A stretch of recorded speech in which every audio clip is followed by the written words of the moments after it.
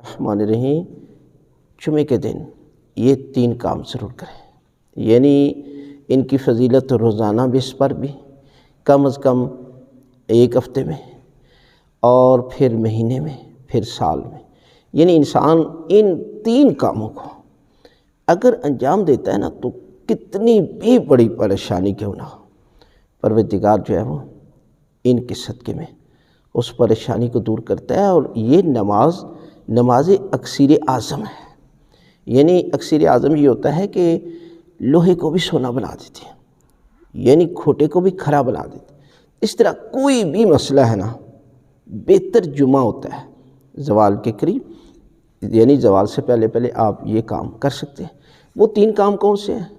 اس میں ہے نماز جعفر طیار، زیارت عاشوراء اور زیارت جامع کبیرہ، یعنی یہ دعائیں ہیں۔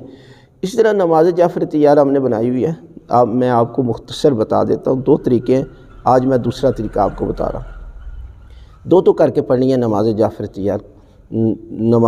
2 رکعت نماز جعفر طیار پڑھتا ہوں قربتاً الی اللہ۔ پہلی رکعت میں سورہ الحمد کے بعد مخصوص صورت ہے، اگر وہ نہیں آتی سورہ توحید پڑھ لیں۔ مثلا اس کی مخصوص صورت یہ ہے کہ سورہ زلزال پہلی رکعت میں الحمد کے بعد، اور دوسری رکعت میں سورہ الحمد کے بعد عادیات ہے۔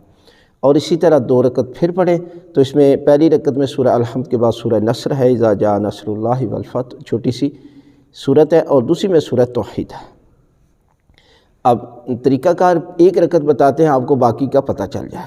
جب آپ پہلی رکعت میں سورہ الحمد کے بعد دوسری صورت پڑھتے ہیں تو قیام میں 15 دفعہ تسبیحات 4 پڑھنا ہے، سبحان اللہ والحمد للہ ولا الہ الا اللہ واللہ اکبر۔ اسی طرح رکوع میں بھی آپ نے، یہاں تو 15 ہیں، رکوع میں 10 دفعہ، رکوع سے اٹھتے ہوئے جب آپ کھڑے ہوتے ہیں پھر 10 مرتبہ، اسی طرح سجدے میں 10 مرتبہ، اور اس کے بعد سجدے سے اٹھتے ہوئے 10 مرتبہ، پھر سجدے میں جانا 10 مرتبہ تسبیحات 4، پھر اٹھتے ہوئے 10 مرتبہ۔ یعنی یہ جو ذکر ہے نا، یہ 75 دفعہ 75 مرتبہ جو ہے یہ تسبیحات 4 آپ نے 1 رکعت میں پڑھ لی۔ اسی طرح دوسری میں بھی 75 مرتبہ تسبیحات 4 پڑھے گی جیسے میں نے بتائی ہے۔